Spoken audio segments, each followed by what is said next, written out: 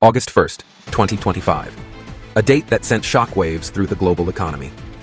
U.S. President Donald Trump announced in a press conference that reciprocal trade tariffs ranging from 10% to 41% will now be imposed on 69 countries. Why?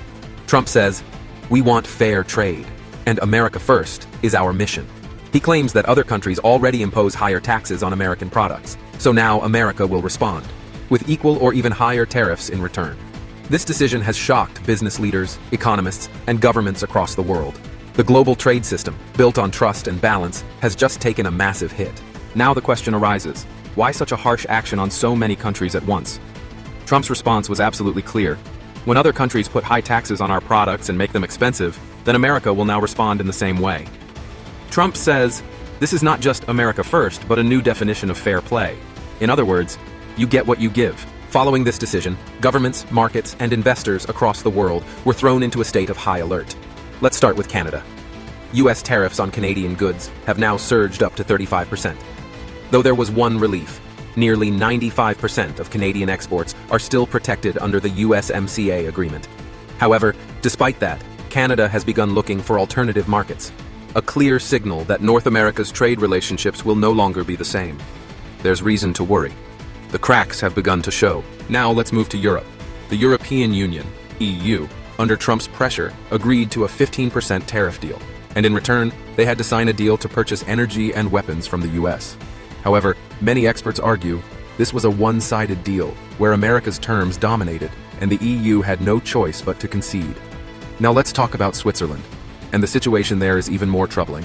Premium Swiss products like watches, chocolates, gold, and medical devices have been hit with a direct 39% tariff. The Swiss government has called this a complete injustice, as over $60 billion worth of exports are now at serious risk. Now let's talk about India. And here, the situation is somewhat uncertain. Negotiations between India and the US are still ongoing, but Trump has already imposed a 25% tariff on Indian exports. India has not given any direct reaction yet, maintaining a sort of strategic silence. The question seems to be, should we retaliate with our own tariffs, or take the diplomatic route to preserve ties while minimizing damage? On the other hand, South Korea has accepted Trump's 15% deal, but Japan is still not on board with any final agreement. They too might be weighing their options, to bend or to fight. Now, if we talk about global markets, there was a slight drop in the beginning, but now investors are fully in wait-and-watch mode. Experts are calling it the calm before the storm. Every country is trying to avoid this uncertainty, because no one wants to risk jumping into an open trade war.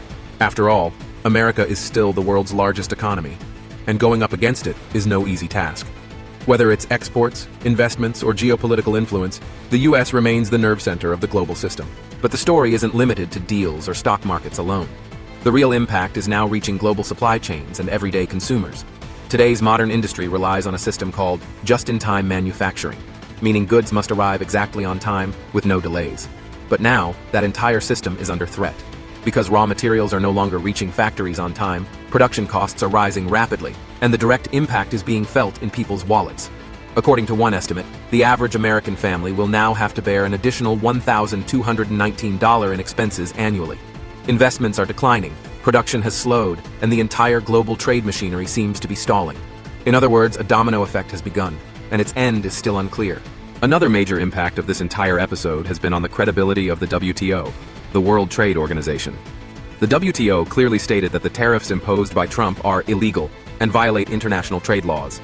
But the Trump administration found legal loopholes and tried to justify its actions under the banner of national security interests. Now the question is, if the most powerful country starts breaking international rules, then what's the point of global institutions? Have organizations like the WTO become merely symbolic now? Because if a country like America breaks the rules, then other nations will likely follow, and that could lead to complete chaos in the global trade system. One thing is clearly visible in Trump's tariff system: a lack of fairness. Look, Switzerland has been hit with a massive 39% tariff, while the UK only faces 15%. So the question arises, is this really fair trade or political targeting? There are several countries that had already opened up their markets, and yet they are being penalized. It's like punishing the top student for doing well in an exam. Trade experts and economists are calling this entire system an example of selective targeting. This not only damages global unity, but also shakes the very foundation of the rules-based international trade system.